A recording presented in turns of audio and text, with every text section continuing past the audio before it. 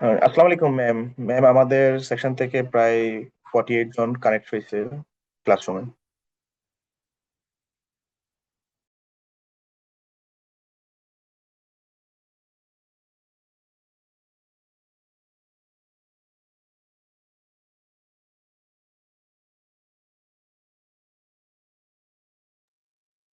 Hello. জি ma'am, আসসালামু আলাইকুম। হ্যাঁ, ওয়ালাইকুম আসসালাম। শুনতে পাচ্ছ আমাকে তোমরা? জি জি ম্যাম, ম্যাম। শুনতে পাচ্ছি। আচ্ছা আচ্ছা, তোমাদের এই ক্লাসটা আসলে একটা সেকশনের ক্লাস না, তোমাদের সিভিলের তিনটা সেকশনের একটা কম্বাইন্ড ক্লাসে। দুটো সেকশনের ক্লাস ছিল বৃহস্পতিবারে, তাদের আগামীকাল যাদের ছিল, আর মঙ্গলবারে যেহেতু অনলাইনে চলে গিয়েছিল, তো এই কারণে তিনটা সেকশনে একসাথে ক্লাস। ক্লাসে আমি দেখতে পাচ্ছি 52, আমি সহ 53। আমরা 2 মিনিট দেখি, কারণ তোমরা তিনটা সেকশন মিলে স্টুডেন্ট অলমোস্ট 120। আমরা 2 মিনিট পরে শুরু করবো, ঠিক আছে?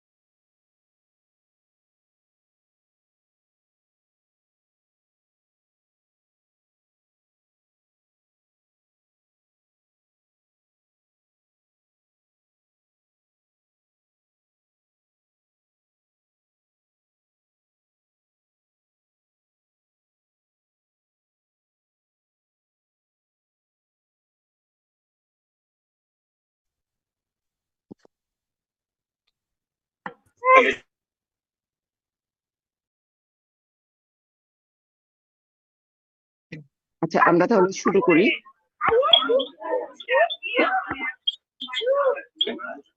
জারিন, তুমি মিউট করো। জারিন।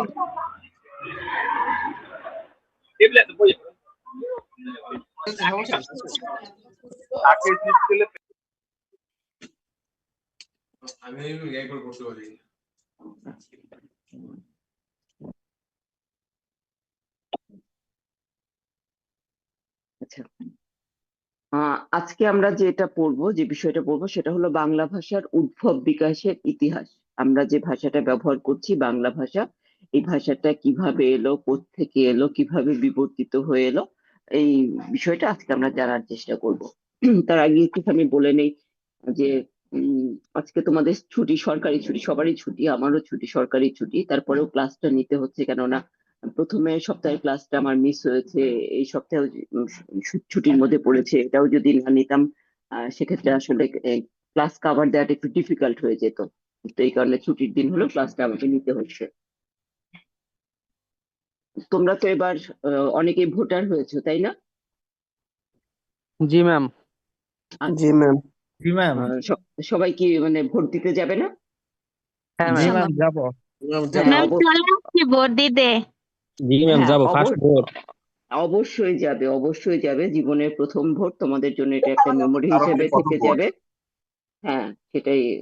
কাজেই ভোট দেওয়ার সময় তোমরা এই জিনিসটা কিন্তু মাথায় রাখবে যে তোমরা আহ, মানে দেশের জন্য গুরুত্বপূর্ণ একটা, মানে অতি গুরুত্বপূর্ণ একটা বিষয়ে তোমরা তোমাদের মতামত দিচ্ছ, যে দেশটা কারা চালাবে, কারা দেশ শাসন করবে।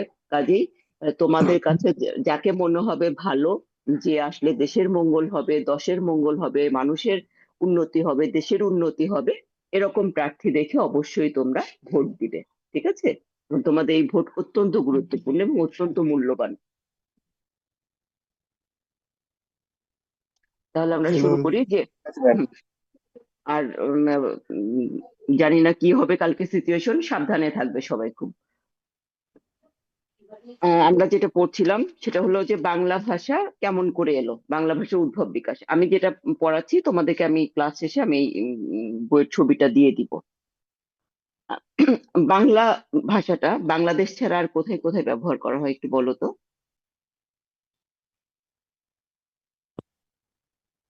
কলকাতায়। কলকাতা, তারপরে আর? উড়িষ্যার দিকে। না, ওটা তো বাংলাদেশের ত্রিপুরা। মধ্যেই। হ্যাঁ, ত্রিপুরা। সিরিয়ালি হবে। ত্রিপুরা। হ্যাঁ, আচ্ছা। আসাম, ত্রিপুরা, কলকাতা। হুম হুম, ঠিক আছে।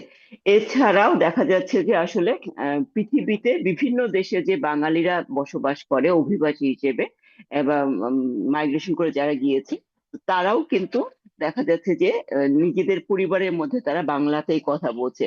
তো এই সব মিলিয়ে বাংলাদেশ, তারপর ভারতের পশ্চিমবঙ্গ, তারপরে আসাম, ত্রিপুরা, এই সমস্ত সব এবং পৃথিবীর বিভিন্ন দেশ মিলে বাঙালির সংখ্যা 30 কোটিরও বেশি। মানে 30 কোটির বেশি বাঙালি বসবাস করে, এবং এদের ভাষাও আমরা জানি যে বাংলা। এই যে বাংলা ভাষায় আমরা কথা বলছি, এই বাংলা ভাষার জন্ম কিন্তু আজকে হয়নি বা একদিনে হয়নি। হাজার বছরের বেশি সময় আগে থেকে বাংলা ভাষাটা বিভিন্ন ভাষার মাধ্যমে বিবর্তিত হয়ে হয়ে। রাহাত মিউট করো। তোমরা একটু মিউট করে রাখো সবাই। তাহলে দেখা যাচ্ছে যে হাজার বছর ধরে এটা বিবর্তিত হয়ে আজকের যে বাংলা ভাষাটা আমরা ব্যবহার করছি, আমরা যত সহজে ভাষাটা বলতে পারছি, এইরকম অবস্থা ভাষার ছিল না। অনেক বছর ধরে, হাজার বছর ধরে বিবর্তিত হয়ে পরিবর্তিত হয়ে বাংলা ভাষাটা আজকের যে চেহারাটা আমরা দেখতে পাচ্ছি, বা আজকের যে রূপটা দেখতে পাচ্ছি, সেই রূপটা নিয়েছে। তো একটা সময় আমরা বাংলাদেশ এখন স্বাধীন রাষ্ট্র। তো একটা সময় এই বাংলাদেশ কিন্তু ভারতবর্ষের অন্তর্ভুক্ত একটা জায়গা ছিল, মানে স্বাধীন কোনো দেশ ছিল না, তখন ভারতবর্ষ হিসেবে পরিচিত ছিল। অতি প্রাচীন কালের কথা বলা হচ্ছে, অর্থাৎ যীশু খ্রিস্টের জন্মেরও 3-4 হাজার বছর আগের কথা বলা হচ্ছে। সেই সময়টাতে ভারতবর্ষে যারা বসবাস করতো তাদেরকে বলা হতো বা বলা হয় অনার্য। তোমরা নিশ্চয়ই অনার্য শব্দটা শুনে থাকবে। তাহলে 3-4 বছর, যীশু খ্রিস্টের জন্মেরও জি ম্যাম। 3-4 হাজার বছর আগে যারা ভারতবর্ষে বসবাস করতো তাদেরকে বলা হয় অনার্য, যাদেরকে আমরা আদিবাসী বলতে পারি। তো এরা কি করতো, এরা ভারতবর্ষের বিভিন্ন অঞ্চলে ছড়িয়ে ছিটিয়ে বসবাস করতো। যেহেতু বিভিন্ন অঞ্চলে ছড়িয়ে ছিটিয়ে বসবাস করতো, এখনকার মতো তো তখন যোগাযোগ ব্যবস্থা এত উন্নত ছিল না। এই কারণে তাদের মধ্যে যোগাযোগ কম হতো। যোগাযোগ কম হলে কি হয়, এক ভাষার সাথে আরেক ভাষার মিশ্রণটা কম হয়, ভাষা আহ উম, আহ, মানে ভাষার বিশুদ্ধ রূপটা বেশি উম, পরিমাণে বজায় থাকে। তো তখন দেখা যাচ্ছে যে ভারতের দক্ষিণ অংশে যে ভাষাতে কথা বলা হতো সেটাকে বলা হচ্ছে দ্রাবিড় গোষ্ঠীর ভাষা। উত্তর মধ্য ভারতে যেটা ছিল সেটা হচ্ছে অস্ট্রিক গোষ্ঠীর ভাষা। এরকম বিভিন্ন গোষ্ঠী বা বিভিন্ন ভাষা ফ্যামিলি, ল্যাঙ্গুয়েজ ফ্যামিলি, পৃথিবীতে যত ভাষা আছে সব ভাষাকে কতগুলো ভাষা পরিবার বা ল্যাঙ্গুয়েজ ফ্যামিলির অন্তর্ভুক্ত করা হয়। আমরা প্রত্যেকেই একটা ফ্যামিলিতে বিলং করি না? আমি, আমার বাবা, তার বাবা, তার বাবা, তার বাবা, এইভাবে একটা ফ্যামিলি ট্রি তৈরি হয় না? সেরকম ভাষার ক্ষেত্রেও ভাষাগুলোরও একটা ফ্যামিলি ট্রির মধ্যে ভাষাগুলো থাকে। তো পৃথিবীতে যে ভাষাগুলো আছে এই ভাষাগুলোকে আহ বেশ আম, প্রধানত যদি বলতে যাই তাহলে 25টার মতো ল্যাঙ্গুয়েজ ফ্যামিলি আছে। এর বেশি এর বাইরে আরো কিছু আছে। তো প্রধান প্রধান ভাষাগুলো মূলত এই 25টা ল্যাঙ্গুয়েজ ফ্যামিলির মধ্যেই চলে এসছে। আমরা যে বাংলা ভাষায় কথা বলছি, বাংলাটা কোন ভাষা পরিবারের অন্তর্গত বলো তো, কেউ বলতে পারবে?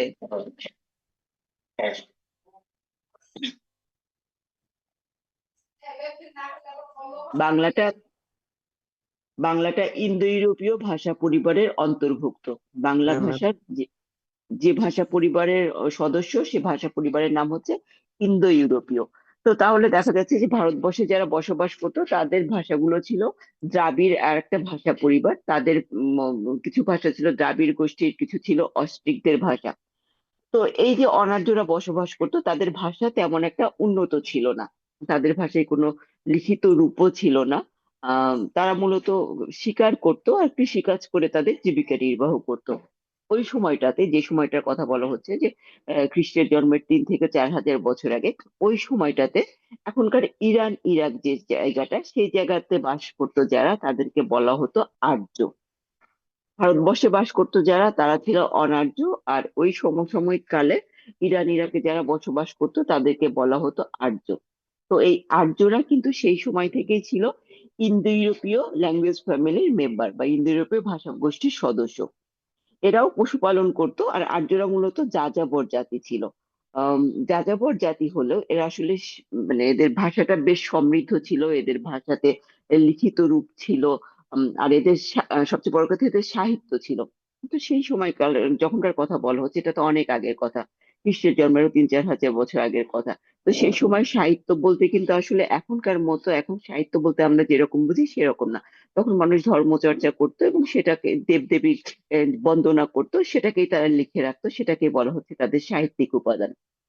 তো এই আর্যরা কি করলো, খ্রিস্টের জন্মের 1500 সালে আগে, বা খ্রিস্টপূর্ব 1500 সালের দিকে এই আর্যরা ভারতবর্ষে আসলো। তারা একবারে সবাই ঢুকলো না, ছোট ছোট দলে বিভক্ত হয়ে বিভিন্ন সময় তারা ভারতবর্ষে আসলো। তো তারা যখন ভারতবর্ষে আসলো, তারা তো সাথে করে তাদের ভাষা, তাদের সংস্কৃতি, তাদের সাহিত্যিক যে উপাদান ছিল, এগুলো তারা সাথে করে নিয়ে এসেছিল। তো তারা তাদের সাথে যে সমস্ত ভাষা, সাহিত্য, সংস্কৃতি যেগুলো নিয়ে আসলো, সেগুলো আমাদের ভারতবর্ষের ভাষা, সাহিত্য এগুলোর উপর অনেক প্রভাব বিস্তার করলো। এ পর্যন্ত কি বুঝতে পেরেছো তোমরা?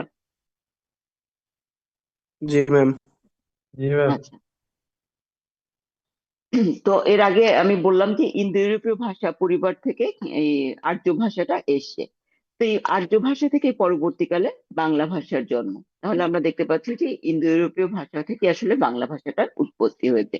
এখন এই ইন্দো ইউরোপীয় ভাষা, এই ইন্দো ইউরোপীয় ভাষা পরিবারের ভাষাটা বা ইন্দো ইউরোপীয় ভাষা বংশটা কখন কোথায় উদ্ভূত হয়েছিল, সেটা নিয়ে আসলে ভাষা বিজ্ঞানীদের মধ্যে দ্বিমত রয়েছে, বিতর্ক রয়েছে। এক একজন এক একটা কথা বলেন। কেউ বলেন এর উদ্ভব হয়েছে ইউরোপে, আবার কারো মতে আহ তোমার এটার উদ্ভব হয়েছে মধ্য এশিয়ায়, কাস্পিয়ান সাগর ও আরব সাগরের মধ্যবর্তী কিরগিজ তৃণভূমি অঞ্চলে। আবার কারো কারো মতে টাইগ্রিস ও ইউফ্রেটিস নদীর মধ্যবর্তী যে দোয়াব অঞ্চল, সেখানটাতে ইন্দো ইউরোপীয় ল্যাঙ্গুয়েজ ফ্যামিলি উদ্ভব হয়েছে বলে কেউ কেউ মনে করছেন। তবে অধিকাংশ ভাষা বিজ্ঞানী যে মতটা মনে করছেন বা সাপোর্ট করছেন, সেটা হলো যে মধ্য এশিয়ার কিরগিজ তৃণভূমি অঞ্চলে, মধ্য এশিয়ার কিরগিজ তৃণভূমি অঞ্চলে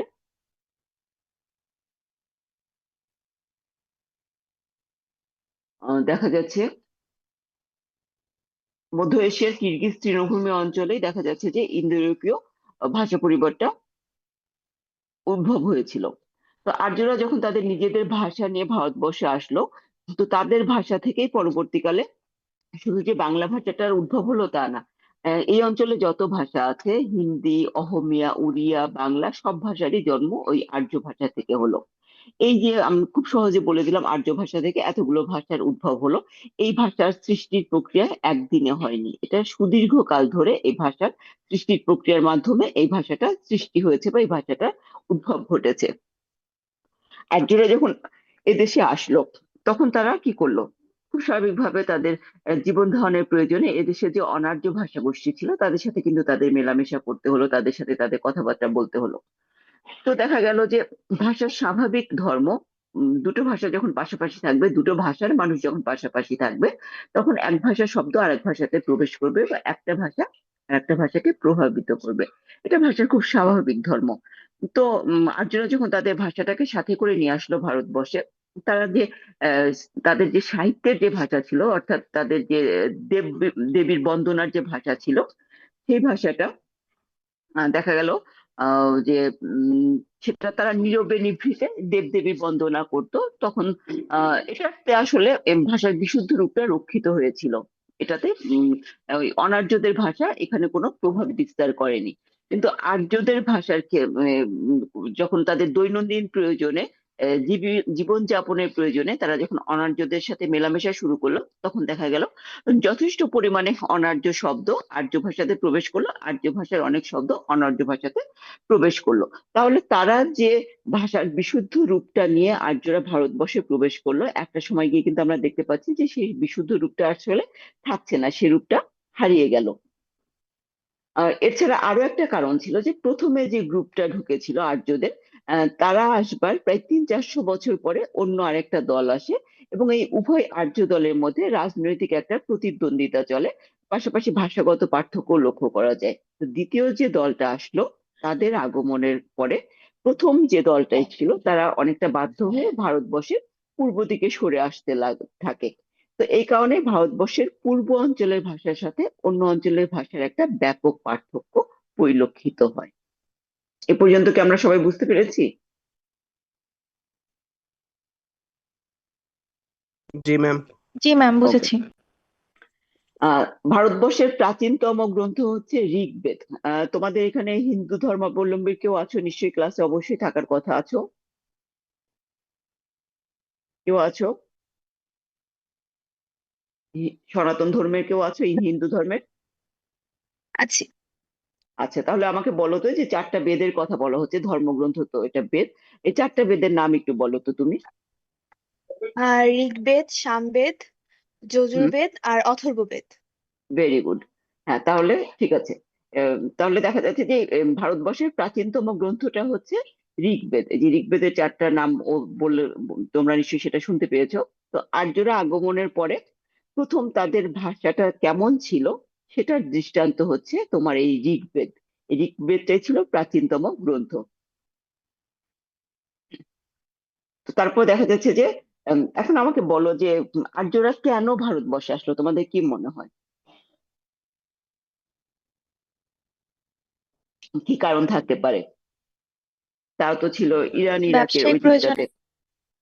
ব্যবসায়িক প্রয়োজনে যখনকার কথা আমরা আসলে বলছি, মানে খ্রিস্টের জন্মেরও 3-4 হাজার বছর, না খ্রিস্টের জন্মের 1500 বছর আগের কথা।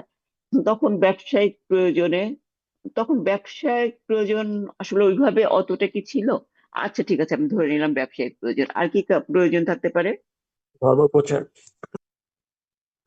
ধর্ম প্রচার। না, ধর্ম প্রচারের জন্য তখনও মানুষ আসলে বিভিন্ন জায়গায় ছড়িয়ে ছিটিয়ে যাওয়া শুরু করে নাই।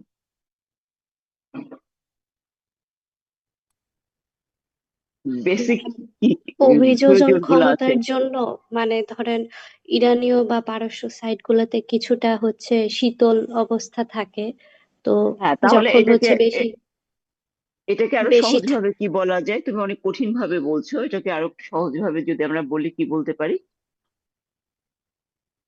ভৌগোলিক পরিবেশ বা আবহাওয়াগত কারণে হয়তো তারা চাচ্ছিল এরকম গ্রীষ্মমন্ডলীয় অঞ্চলের কোনো একটা জায়গাতে শিফট হতে, বা এমন হতে পারে যে জনসংখ্যা ধীরে ধীরে বৃদ্ধি পেল, খাদ্যের প্রয়োজন, তারপরে শিকারের প্রয়োজন, এই সমস্ত কারণে। আচ্ছা, আমাকে এটা বলো তো, যে প্রাচীনকাল থেকে আমরা যদি দেখি সভ্যতার বিকাশ, জায়গাটা কোন স্থানে সভ্যতাটা মূলত বিকশিত হয়েছে বলো তো? প্রথমে ইউরোপীয় অঞ্চলগুলোতে বেশি না বিকশিত না হয়। না, সভ্যতা মানে প্রাচীন সভ্যতাটা কোন কোন টাইপের জায়গাতে বিকশিত হয়েছে? আহ, আর নিজেদের আত্মরক্ষা এবং মানে আত্মরক্ষা না, এবং আমি খাদ্যের আমি জন্য। না, আমি আসলে এটা জানতে চাচ্ছি না। নদীমাতৃক এলাকাগুলোতে নদী নদী উর্বর। তীরবর্তী অঞ্চল, হ্যাঁ রাইট, নদী তীরবর্তী অঞ্চলগুলোতে সভ্যতাটা আসলে বিকশিত হয়েছিল। এবং সেটা কারণটা একজন বলে দিল, যে যেহেতু নদী তীরবর্তী অঞ্চলটা উর্বর থাকে, ফসল ফলানো সহজ হয়, যোগাযোগ ব্যবস্থাটা সহজ থাকে, এই সমস্ত কারণে আসলে মানুষ নদী তীরবর্তী অঞ্চলগুলোতে সাধারণত প্রাচীনকালে বসবাস করতো, বা সেখান থেকে সভ্যতার সূত্রপাতটা হয়েছিল। তো এই ইন্দো ইউরোপীয় জাতি যারা, আর্য জাতি যারা ছিল, তারাও হয়তো এরকম কোন একটা কারণে তাদের যে জায়গা ছিল। আর সবচেয়ে বড় কথা, তারা যাযাবর জাতি ছিল। এর শুরুতে আমরা বলেছিলাম যে তারা জাতিতে জাতি হিসেবে যাযাবর ছিল। তো যাযাবর আর্যরা হয়তো এই সমস্ত কারণে তারা ছড়িয়ে ছিটিয়ে পড়েছিল। তো তারা ভারতবর্ষে কোন অঞ্চল দিয়ে প্রবেশ করে, সে তারা আফগানিস্তান হয়ে ভারতবর্ষের উত্তর পশ্চিম সীমান্ত অঞ্চল এবং পাঞ্জাব, বর্তমানে আমরা যেটাকে পাঞ্জাব বলছি, পঞ্চনদীর দেশ পাঞ্জাব হয়ে তারা ভারতবর্ষে প্রথম প্রবেশ করে। তারপর ধীরে ধীরে তারা পূর্ব দিকে সরে আসে, প্রথমে মধ্যদেশ এবং পরে মগধ, রাঢ়, বরেন্দ্র, কামরূপ। এগুলো তোমরা অবশ্যই পড়েছো তোমাদের সমাজ বইতে, যে প্রাচীন বাংলার বিভিন্ন অঞ্চলের নাম ছিল এগুলো, প্রাচীন ভারতের বিভিন্ন অঞ্চলের নাম। মগধ, রাঢ়, বরেন্দ্র, কামরূপ প্রভৃতি প্রাচ্য অঞ্চলে তাদের বসতি ও দখল প্রতিষ্ঠা করে। তাহলে দেখা যাচ্ছে যে ধীরে ধীরে তারা আফগানিস্তানের ওই দিকটা দিয়ে, পাঞ্জাবের ওই দিকটা দিয়ে প্রবেশ করলো, এবং ধীরে ধীরে তারা প্রাচ্য অঞ্চলটাতে তারা মূলত বসতি দখল করলো এবং তাদের বসতি স্থাপন করলো। তো এই যে আমরা আর্য ভাষাটা কথা বলছি, আর্য ভাষা থেকে ভারতবর্ষে বাংলা, হিন্দি, সিন্ধি, পাঞ্জাবি, গুজরাটি, মারাঠি এই সমস্ত ভাষার জন্ম হয়েছে। এছাড়া এই ইন্দো ইউরোপীয় ভাষা পরিবারের মানে পৃথিবীর উল্লেখযোগ্য যে ভাষা গুলো আছে সবগুলোই কিন্তু ইন্দো ইউরোপীয় ভাষা পরিবারের সদস্য। যেমন হলো যে ধরো গ্রিক, আর্মানি, আলবেনীয়, ফার্সি, ইংরেজি, ফরাসি, Spanish, Portuguese, Irish, German, Swedish, চেক, রুশ, পোলিশ। এই যে এগুলো আমি যে ভাষাগুলোর কথা বললাম এগুলো পৃথিবীর প্রধান প্রধান ভাষা। এই সবগুলো ভাষা ইন্দো ইউরোপীয় ভাষা পরিবারের সদস্য। তো তোমাদের মনে হতে পারে যে একই ভাষা পরিবারের সদস্য, তাহলে ভাষাগুলোর মধ্যে এত অমিল কেন? এটা কিন্তু গত ক্লাসে আমি বলেছিলাম যে ভাষাতে ধ্বনিগুলো বিভিন্নভাবে বিন্যস্ত হবার কারণে ভাষাগুলো একটা থেকে আরেকটা পৃথক হয়ে যায়। আচ্ছা, তাহলে দেখা গেল যে তারা আহ আহ, ওই সময়টাতে, যে সময়টাতে তারা ভারতবর্ষে আসলো, বসতি স্থাপন করলো, সেই সময়টাতে তো ভারতবর্ষে একদল মানুষ বসবাস করতো যাদেরকে আমরা অনার্য বলছি। তাদেরও অবশ্যই একটা ভাষা ছিল, কিন্তু তারা কি ভাষা ব্যবহার করতো তার আসলে সঠিক কোনো প্রমাণ বা নিদর্শন পরবর্তীতে আর পাওয়া যায় নাই। আর খুব স্বাভাবিকভাবে যেটা রাজার ভাষা হয়, যেটা ধর্মের ভাষা হয়, যেটা সভ্যতার ভাষা হয়, সেটাই আলটিমেটলি সবার ভাষা হয়ে যায়। সেটা সেটাই মানে মানুষের মানে মানুষ যদি, যদিও সে ভাষায় মানে কম মানুষ ব্যবহার করলেও যদি রাজার ভাষা এবং ধর্মের ভাষা হয়, সভ্যতার ভাষা হয়, তাহলে সেটাই আলটিমেটলি সবার ভাষা হয়ে যায়। তো আর্যরা যখন আসলো, তারা যেহেতু ভারতবর্ষটা এই বিভিন্ন অঞ্চল দখল করে নিল, কাজে তারাই যেহেতু এখানে রাজা ছিল, কাজে তাদের ভাষাটাই অন্যদের ভাষা হয়ে গেল। কিন্তু যেটা বলেছিলাম যে ভাষার স্বাভাবিক ধর্ম হলো এক ভাষা আর এক ভাষার শব্দকে গ্রহণ করবে বা এক ভাষা আরেক ভাষাকে প্রভাবিত করবে। কাজে আমরা বলতে পারি প্রাচীনকালে ভারতবর্ষে এই যে আর্য আর অনার্য এরা মিলিত হয়ে নতুন যে ভাষা সভ্যতার সূচনা করলো, সেটাতে আর্যদের ভাষা প্রাধান্য বিস্তার করলেও অনার্যদেরও কিছু কিছু অনার্যদের ভাষার কিছু কিছু শব্দ সে ভাষাতে ছিল। একচেটিয়া ভাবে যে আর্য ভাষারই শব্দ ছিল তা না। আমরা যখন তোমরা স্কুলে পড়েছো, আমরা পড়বো পরে যে ভাষার শব্দের শ্রেণী বিভাগ, তো উৎস অনুসারে, উৎপত্তি অনুসারে, এরকম বিভিন্ন অনুসারে, তখন ওইখানে আমরা দেখবো যে তৎসম শব্দ, তার সমান, অর্থাৎ সংস্কৃত থেকে যে শব্দগুলো এসছে। তো ওইখানটাতে আমরা দেখবো যে কত শব্দ পাবার, ওইখানটাতে আমরা একটা ইয়া পাবো যে দেশি শব্দ। দেশি শব্দ বলতে এই যে প্রাচীন কালে যারা আদিবাসী ছিল, অনার্য গোষ্ঠী, তাদের ভাষা থেকে যে শব্দগুলো এসছে সেগুলোই আমাদের দেশে দেশি শব্দ হিসেবে প্রচলিত। ওটাই আসলে মানে আমাদের নিজেদের। ওটা মানে ওটা যেহেতু যদিও এখন একেবারে সংকুচিত হয়ে গেছে, খুব অল্প পরিমাণে দেশি শব্দ আছে, কিন্তু ওইটুকুই আসলে আমাদের নিজেদের ছিল। আর আর্যদের যেটা শহর থেকে যেটা আসছে সেটা তো আর্যরা নিয়ে এসছে বাইরে থেকে। তাহলে আমরা দেখতে পাচ্ছি যে আর্যরা যখন আসলো, তো আর্যদের ভাষাতে অনার্য ভাষার ধ্বনি, শব্দ এগুলো প্রবেশ করেছিল। তো এই সময় আর্য ভাষার যে রূপটা নিয়ে তারা এসেছিল সেই রূপটা কিন্তু আর ঠিক থাকলো না, একটা মিক্সড রূপের তৈরি হলো। অর্থাৎ আর্য ভাষা আহ, যে আদি রূপ বা প্রকৃত রূপ সেটা থাকলো না, সেটা কিছুটা পরিবর্তিত হয়ে গেল। এই যে আর্য ভাষা থেকে সাধারণ মানুষ এর মুখে মুখে কথা বলতে বলতে ভাষার যে পরিবর্তন রূপটা, সেটাকে বলা হচ্ছে প্রাকৃত। আর্য আসলো, আর্য থেকে প্রথমে ছিল ইন্দো ইউরোপীয়। যদি আমরা ভাষা ফ্যামিলির দিকে তাকাই, ইন্দো ইউরোপীয় থেকে হলো ইন্দো ইরানীয়, যেহেতু ইরান ইরাকে প্রচলিত ছিল, এটা হলো ইন্দো ইরানীয়। তারপরে এরা যখন ভারতবর্ষে প্রবেশ করলো, তখন তারা আর্য জাতি হিসেবে প্রবেশ করলো এবং তার ভাষাটাকে বলা হচ্ছে ভারতীয় আর্য ভাষা।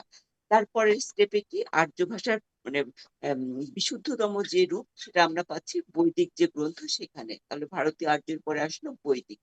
বৈদিকের পরে আমরা দেখতে পাচ্ছি যে সাধারণ মানুষ যখন কথা বলতো, সেখানে আর্য অনার্য মিলিত একটা রূপ দেখা যাচ্ছে। সেটাকে আর আর্য ভাষা বলা হয় না, সেটাকে তখন বলা হচ্ছে হলো প্রাকৃত ভাষা। তাহলে বৈদিকের পরের রূপটা আমরা দেখতে পাচ্ছি প্রাকৃত ভাষা। প্রাকৃত ভাষারও উদ্ভব হয়েছিল খ্রিস্টের জন্মের 500 বছর আগে। এই প্রাকৃত ভাষাও ভারতবর্ষের বিভিন্ন অঞ্চলে ছড়িয়ে ছিটিয়ে ছিল এবং অঞ্চল ভেদে এটা আসলে তিনটা ভাগে ভাগ ছিল। এটাকে বলা হচ্ছে উদিচ্য প্রাকৃত, 2 নাম্বার হলো মধ্যদেশীয় প্রাকৃত, 3 নাম্বার হলো প্রাচ্য প্রাকৃত।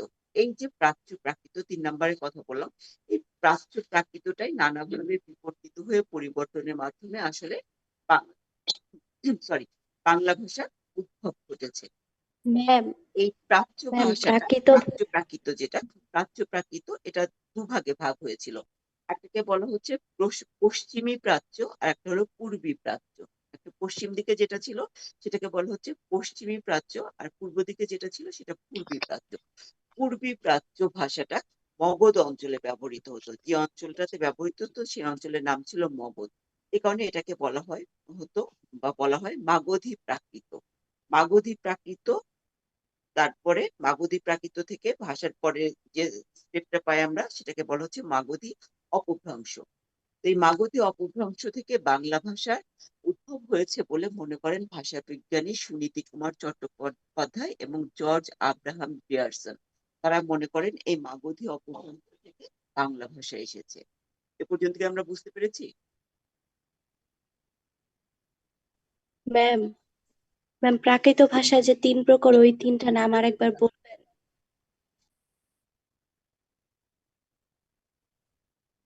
তোমরা শুনতে পাচ্ছ আমার কথা? জি ম্যাম, শুনতে পাচ্ছি। জি ম্যাম। হ্যালো জি ম্যাম, ম্যাম শোনা জি ম্যাম, শোনা যায়। হ্যালো জি ম্যাম, ম্যাম শোনা যায় ম্যাম। তোমরা কি আমার কথা শুনতে পাচ্ছ? জি ম্যাম, শুনতে পাচ্ছি। জি ম্যাম। তোমরা কেউ রেসপন্স না করলে আমি কিভাবে বুঝবো যে তোমরা শুনতে পাচ্ছ কি পাচ্ছ না? হ্যাঁ ম্যাম, শোনা যাচ্ছে। রেসপন্স করতেছি ম্যাম ম্যাম। শোনা যাচ্ছে ম্যাম।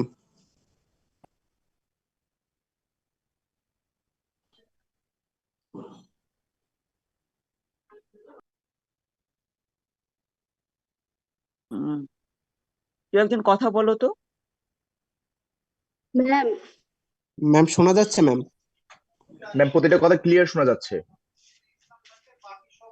জি ম্যাম, শোনা যাচ্ছে সবকিছু। আমি তোমাদের কারো কথা শুনতে পাচ্ছি না, তোমরা কি আমার কথা শুনতে পাচ্ছ? জি ম্যাম, আপনার হ্যাঁ কথা ম্যাম, শুনতে স্পষ্ট পাচ্ছি। শোনা ম্যাম যাচ্ছে। আপনার কথা না, তো আমি শোনা কেন তোমাদের যাচ্ছে কথা ম্যাম। শুনতে পাচ্ছি না? শোনা যায়।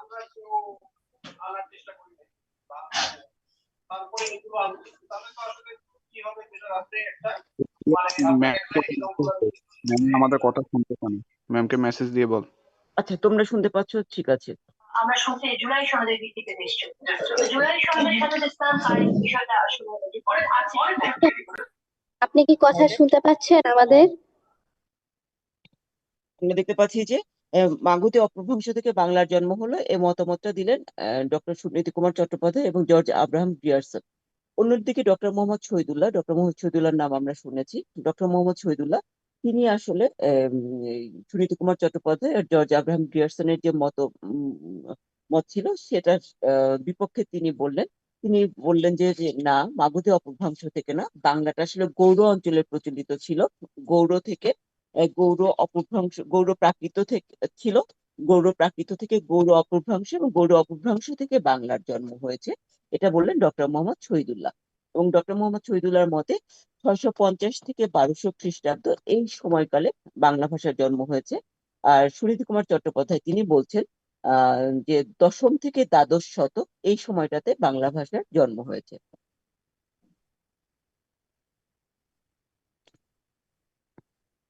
এই গেল মোটামুটি বাংলা ভাষার উদ্ভব সংক্রান্ত মতবাদ। এখন আমাদের মনে একটা প্রশ্ন আসতে পারে যে আহ, সংস্কৃতের সাথে বাংলা সম্পর্কটা কেমন? আমরা জানি যে বাংলা ভাষাতে প্রচুর তৎসম শব্দ রয়েছে। আমাদের যে ব্যাকরণ, সেটার নিয়ম কানুনও আমরা তোমার ইয়া থেকেই পাই, এই সংস্কৃত ব্যাকরণ থেকেই পেয়েছি। আমি এর আগে ক্লাসে তোমাদেরকে বলেছিলাম যে বাংলা ব্যাকরণটা এত কঠিন মনে হয়, তার কারণ হলো বাংলা ব্যাকরণ আসলে আহ, বাংলা ভাষার জন্য তৈরি হয়নি।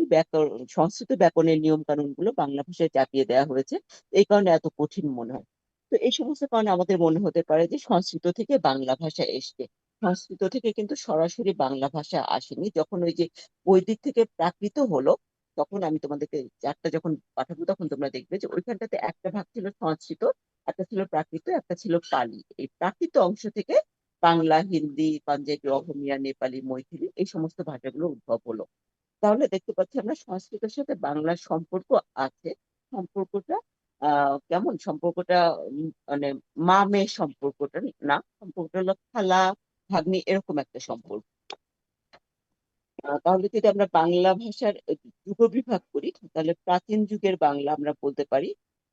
প্রাচীন যুগের বাংলা হলো তোমার ওই যে শুরু হয়েছে ডক্টর মোহাম্মদ শহীদুল্লাহর মধ্যে 650 থেকে 1200, সুনীতি কুমার চট্টোপাধ্যায়ের মতে দশম থেকে দ্বাদশ, এটা হলো প্রাচীন যুগের বাংলা। মধ্যযুগের বাংলা 1200 থেকে 1800 খ্রিস্টাব্দ এই সময়টা। আর নব্য যুগের বাংলা এটা হলো 1800 থেকে বর্তমান সময় এই পর্যন্ত বাংলা। তো এখন হঠাৎ করে তোমরা এরকম কথা বলতে পারছো না, এটা কি কারণ আমি তো বুঝতে পারছি না। ম্যাম আমরা শুনতে পাচ্ছি প্রতিটা কথা। এখন শুনতে জি পাচ্ছি ম্যাম ম্যাম। শুনতে পাচ্ছি। রাখি নাই।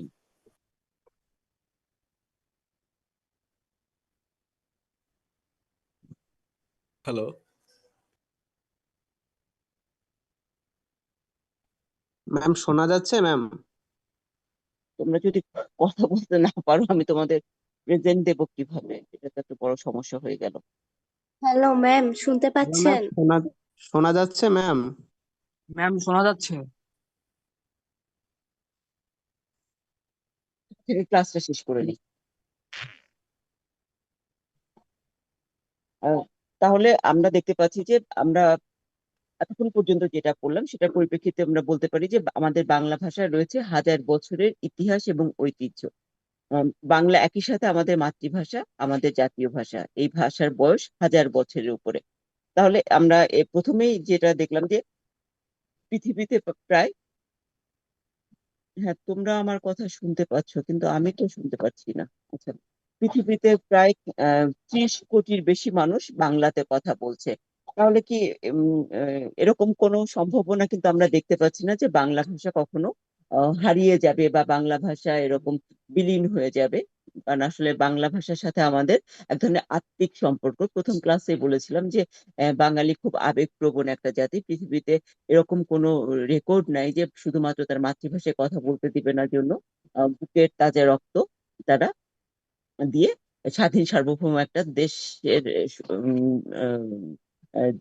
স্বাধীন সার্বভৌম একটা দেশ জন্ম নিয়েছিল তাদের এই অবদানের মাধ্যমে। কাজে বাংলা আমাদের সবার কাছে অত্যন্ত মানে আবেগের একটা জায়গা, অত্যন্ত ভালো লাগার একটা জায়গা, অত্যন্ত ভালোবাসার একটা জায়গা। জনসংখ্যার বিচারে যদি আমরা বলতে চাই, পৃথিবীর সপ্তম বৃহত্তম দেশ হলো, ভাষার দিক থেকে সপ্তম বৃহত্তম ভাষা হলো বাংলা ভাষা। আর আমরা এটাও জানি যে 1999 সালে জাতিসংঘ থেকে, ইউনেস্কো থেকে বাংলা 21শে ফেব্রুয়ারিকে আন্তর্জাতিক মাতৃভাষার স্বীকৃতি দেওয়া হয়েছে।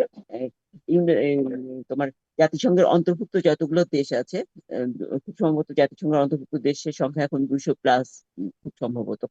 তো এই সবগুলো দেশে 21শে ফেব্রুয়ারিটাকে আন্তর্জাতিক মাতৃভাষা দিবস হিসেবে পালন করা হবে। কাজে এটা আমাদের জন্য অত্যন্ত গৌরবের একটা বিষয়। এই ছিল আমাদের আজকের ক্লাসের লেকচার। ম্যাম এখন কি শোনা যায়?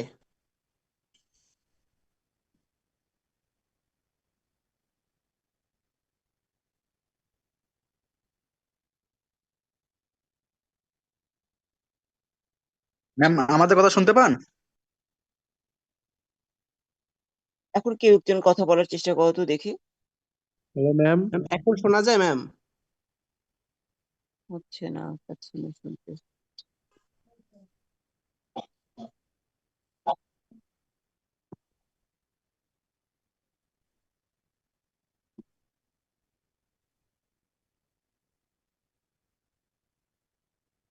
আচ্ছা, আমি এক কাজ করছি, আমাদের গ্রুপটাতে যে লিঙ্কটা দেওয়া আছে সেখানটাতে আবার একটুখানি জয়েন করো তো। তোমরাও জয়েন করো, আমিও জয়েন করি, দেখি তাহলে শুনতে পাই কিনা। কোন জায়গা ম্যাম?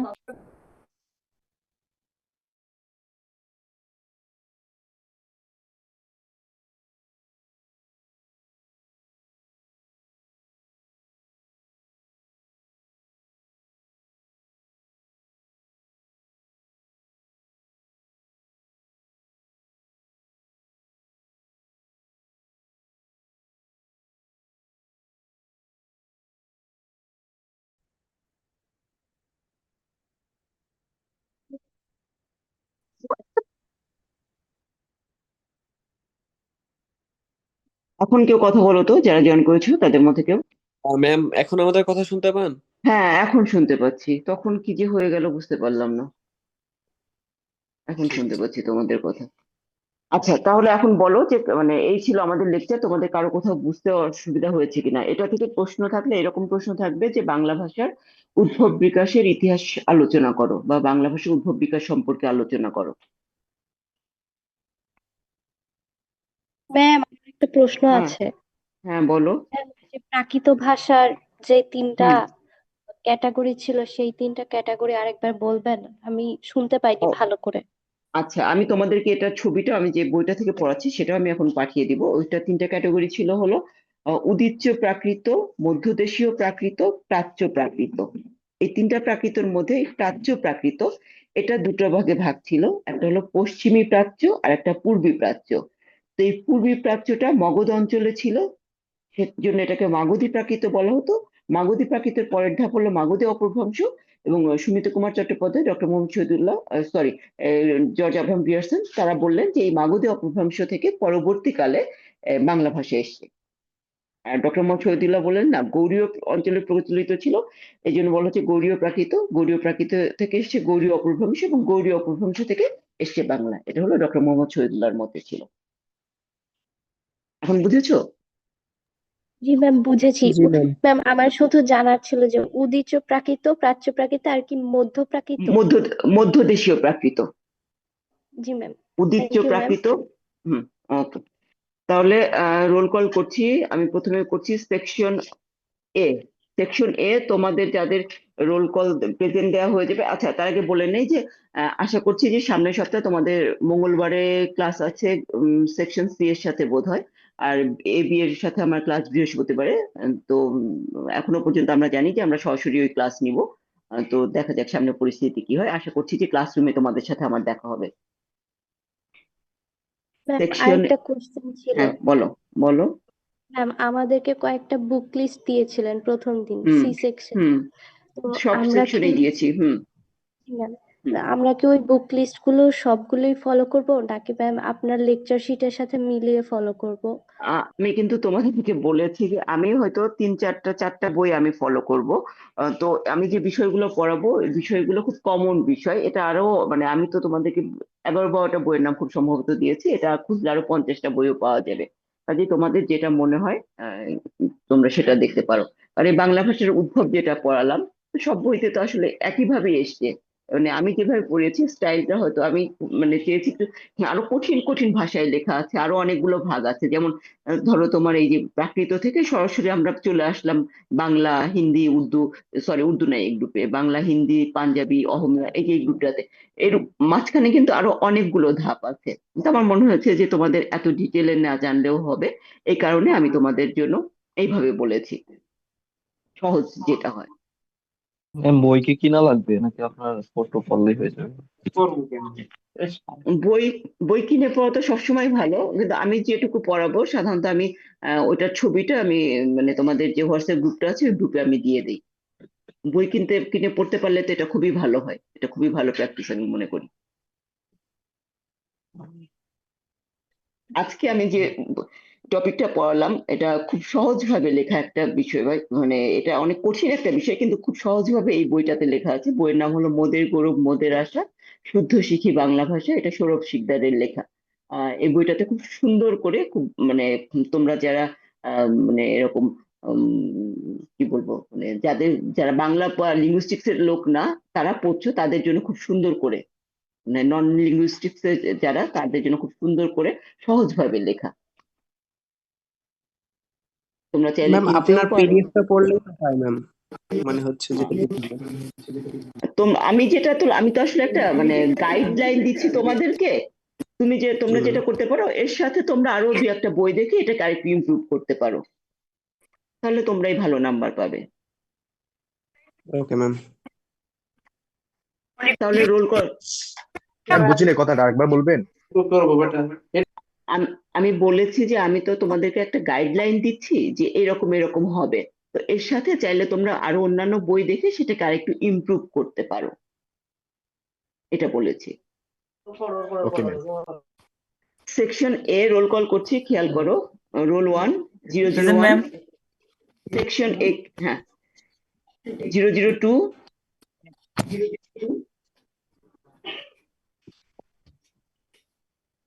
3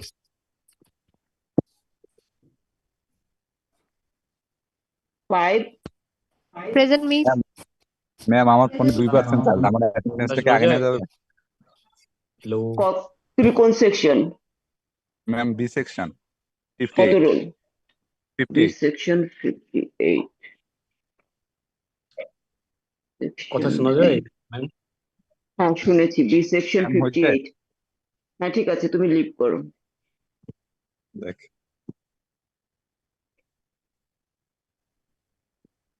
ম্যাম কথা শোনা আই- যায় আম- এখন?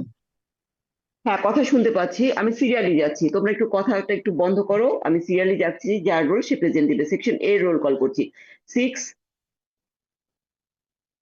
7 8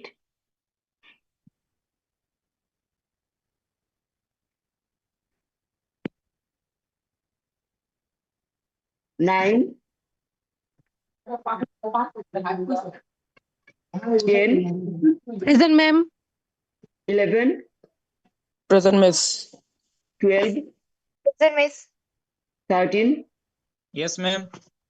14 ম্যাম 14 এতক্ষণ ছিল না, বাজে গেছে জাস্ট। আচ্ছা ঠিক আছে আমি দিয়েছি 15 ম্যাম রোল 8ও ছিল মিস, নামাজে চলে গেছে। 8 15 আছো 15 নাই 17 18 ma'am 18 present. 18 present miss 7 present ছিল। কত মাইকের problem I guess. Miss 7। 7 19 20 21 present ma'am. Present ma'am 22 হ্যাঁ 20 ম্যাডাম 21 ওকে 22 ইয়েস ম্যাম। 23 ম্যাম 22। দিয়েছি 22 23 কে আছো yes ma'am. 24 25 present ma'am. 26 27 28 present ma'am 29 30 present ma'am 31 present ma'am. 32 present ma'am 33 yes ma'am. 34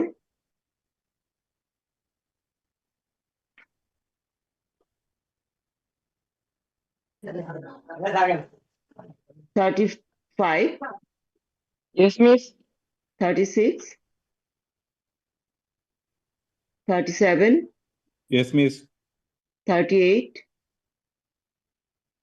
39 40 present ma'am. 41 Yes, miss. 42 43 44 present ma'am 44।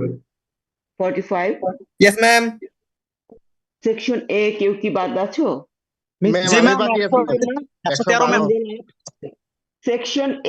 Section A roll call করেছি কেবল section ma'am এর মধ্যে role 5 কি দিয়েছেন? জি Roll ma'am five. 36। হ্যাঁ role 5 একজন একজন করে পড়ো রোল 5 দিয়েছি দিছেন রোল 8। 8 হ্যাঁ 8 দিয়েছি 36 ম্যাম রোল 40। 40 দিয়েছি 36 38 36 দিয়েছি ম্যাম 45 দিছেন 49 ম্যাম 45 45 হ্যাঁ দেয়া আছে 45 43 43 হ্যাঁ দিয়েছি ম্যাম 38 আর 39 30 38 39 তুমি একাই দুইজনের রুল কেন বলছো ম্যাম ওরা ছিল আর কি, চলে গেছে, আমাকে নক দিয়ে চলে গেছে, নামাজে গেছে তো ওরা। আচ্ছা আর কেউ আছো ম্যাম ম্যাম 33। আমি আছি ম্যাম 112 Thirty- এ সেকশনেই ম্যাম ড্রপ এ সেকশনে 112, আমি তোমার 112টা শুধু লিখে রাখলাম। পুরো আচ্ছা ম্যাম। আইডিটা তুমি যেদিন ক্লাসে আমরা যাব সেদিন তুমি পুরো আইডিটা বলবে, আচ্ছা ম্যাম। ঠিক আছে? তাহলে সেকশন এ সবার প্রেজেন্ট হয়েছে, section A leave now. Section B, section B এবার রোল 32 আল ইমরান, রিটেকে Al Imran 32, 46, 47, present ma'am. 48, present ma'am 48 49, ma'am B section 46 দিয়েছি 46, ম্যাম 48 হ্যাঁ 48 দিয়েছি, 49, present miss 50, present ma'am 51,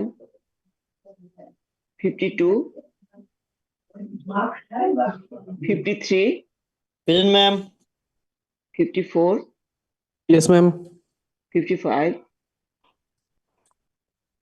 56, present ma'am 57, present ma'am 58 তো দিয়েছে, 59, ইয়েস ম্যাম। 60, ম্যাম রোল 60, 60 আছো? ইয়েস ম্যাম এই পৃষ্ঠায় রোল 32 থেকে রোল 60 এর মধ্যে কেউ বাদ গেছো? ম্যাম 60 60 দিয়েছি, 62, 63, yes ma'am. 64, yes ma'am ma'am 63 ma'am. দিয়েছি, ম্যাম 4 দিয়েছি 65, ইয়েস ম্যাম 67, ইয়েস ম্যাম 69, 71, 68 71 68 তো এখানে নাই, 68 কি পরে আর কি লেখা হয়েছিল? জি ম্যাম 68, হ্যাঁ তাহলে তোমার রোলটা তুমি পরেই বলবে, যেহেতু পরে লেখা আছে কাজে ওটা তো আরেক পৃষ্ঠায়, ঠিক আছে? 68 দিয়েছি। 79, 69 আছো? 69 নাই, 71, 71 yes ma'am 72, yes ma'am 73, yes ma'am 74, yes ma'am 75, yes ma'am 76, yes ma'am 77, 78, 79, 78 ma'am. ও 78, হ্যাঁ 78 দিয়েছি, 79, 81, ম্যাম 81 ওর কারেন্ট চলে গেছে, প্রেজেন্ট ছিল ক্লাসে। আচ্ছা আমি দিয়ে দিচ্ছি,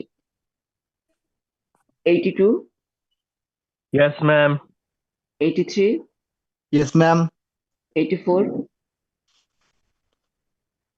86, ইয়েস ম্যাম 87, ম্যাম 87 আছো? জি ম্যাম। ওকে, 88, 89, ইয়েস মিস মিস দিয়ে দিন আচ্ছা 90, প্রেজেন্ট ম্যাম 90 তুমি কি এর আগের ক্লাসে ছিলে, গত ক্লাসটাতে? ঈশানী সরকার, না ম্যাম আচ্ছা ঠিক আছে। তারপরে আছে 91, ম্যাম সে ছিল নামাজে গেছে। ম্যাম 91, আমি বি সেকশনে ম্যাম, বাট আমার হচ্ছে 91 হ্যাঁ 25051। হ্যাঁ সঞ্জিদা সৈয়দ হিয়া, জি ম্যাম হ্যাঁ ঠিক আছে। সেকশন বি এ কেউ বাদ গিয়েছো? ম্যাম 83 জি ম্যাম 55 83 দিয়েছি, 85, 88 দেওয়া হয়েছে। 88 দেওয়া হয়েছে, 50, ম্যাম 76। সবাই একসাথে বললে তো আমি শুনতে পাবো না, একজন একজন করে বলো, সবারটা দিব আমি। কত বলো আবার? 76 দিয়েছি, আর 55 ম্যাম 39 আমি বলেছি এক এক করে বলতে 55 দিয়েছি, তারপরে আর ম্যাম 39 39 কি সেকশন এ? সেকশন এ জি তো ম্যাম 39, সেকশন বি তো 39 তো তুমি কোন সেকশনে? সেকশন এ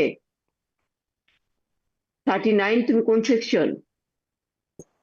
ম্যাম আমার একটু কারেন্ট চলে গেছিল আমি হ্যাঁ হ্যাঁ, কোন সেকশন তুমি সেটা বলো। Ma'am S section. হ্যাঁ দেয়া আছে, তোমার বন্ধু বলেছে, ওটা দিয়ে দেওয়া হয়েছে। আচ্ছা ম্যাম, থ্যাংক ইউ ম্যাম। হুম, ঠিক আছে, তাহলে সেকশন বি এ কেউ বাদ নাই আর। তাহলে সেকশন বি তোমরা লিভ নাও, এখন শুধু থাকছে section C. Section C 32 Navid Hossain.